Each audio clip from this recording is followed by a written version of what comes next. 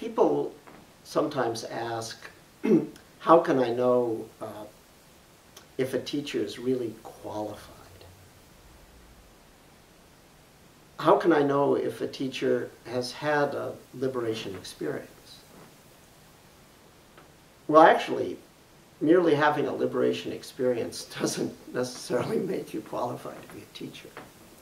And not having liberation doesn't necessarily exclude you from being a good teacher. I use two criteria to sort of guess whether a person has had a liberation experience or not. Notice that I say guess. I can never be really sure, but I can make a pretty good guess. The two criteria that I use are body language and personal behavior. Now, the body language is fairly easy. All you got to do is look at them, listen to them, and so forth. The personal behavior piece is hard because you'd have to hang out with them. You'd have to actually be their wife or their secretary or their husband or their child, something like that, to really know the personal behavior. You'd have to be close to that person over a long period of time. Knowing the personal behavior is only something you can do in a relative way unless you happen to be have a very special, close relationship, maybe a familial relationship. So it's a combination of sort of the flow of emptiness and impermanence expressing itself in that person's body language, voice, gaze, and so forth. That plus their personal behavior would be the two criteria I would look for to judge levels of enlightenment. And even then, I can, like I say, I can only guess. But I can be fairly confident in those guesses. There's a tricky thing, though, about the body language piece. I'll tell you an interesting story. I was once driving in Santa Monica, California with a senior student of mine. And if you don't come from California, you might not know, but there's a lot of homeless people in Santa Monica. In Southern California, they sort of make it a comfortable place for homeless people. They're known for that. So there are all these homeless people there. And we saw this homeless person, and we looked at each other, and it was one of those weird psychic moments where we knew we had had exactly the same thought. And we had, actually, and we knew it. And the thought was, if you clean this guy up, put him in white clothes, put him in front of an audience, and don't let him say anything, but just let him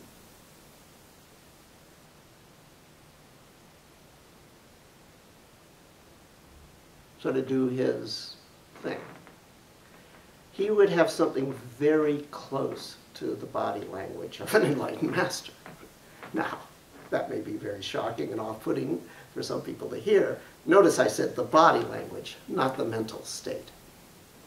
Apparently, a combination of mental illness and harsh life had more or less driven the ego out of his body. A kind of pseudo-enlightenment, actually, but certainly not enlightenment. You can have somebody that has the body language of no self, but not really have a classical, clear enlightenment type consciousness inside of them. Now you see why body vibe is not enough. Then there has to be the behavior. Okay, the behavior of that person was of a homeless, helpless, ineffectual street person living by begging. So that's not the behavior typically of a qualified teacher. In terms of, well, okay, besides sort of, is this person capable of dealing with the enlightenment issue, how do you know they're qualified?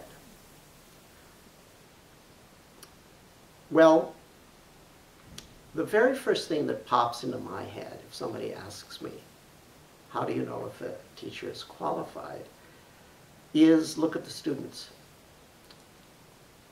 The virtue of a teacher is only in the results that that teacher can get with students, as far as I'm concerned, because there aren't any teachers. There's just the activity of teaching. And so what's the effect? How are their students doing? Somebody once asked Tony Robbins what his qualifications were for doing what he does. Is a, you may know, is a well-known self-help speaker. And he said, because I don't know, maybe there was an implication, hey, you don't have any degree, you don't have any, you know, credibility, what gives you the right to tell people what to do? And he said, well, I have a degree in results. I like that answer. That's what I look for. By those standards, there are some very enlightened teachers, very enlightened individuals who are not very good teachers.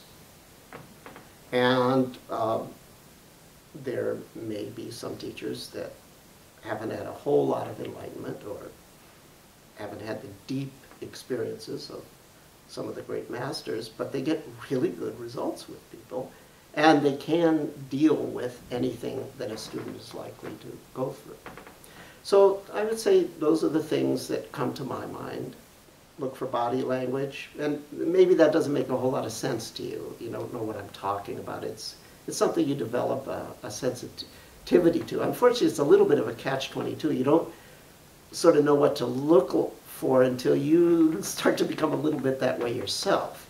Basically, what you're looking is to see is there a flow of empty energy that's sort of like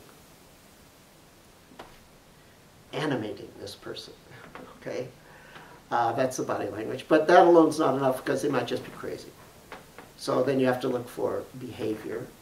Are they a mensch? Are they an ordinary good person? And then what kind of results do they get with people? Those would be some things that come to my mind apropos of the issue of teacher.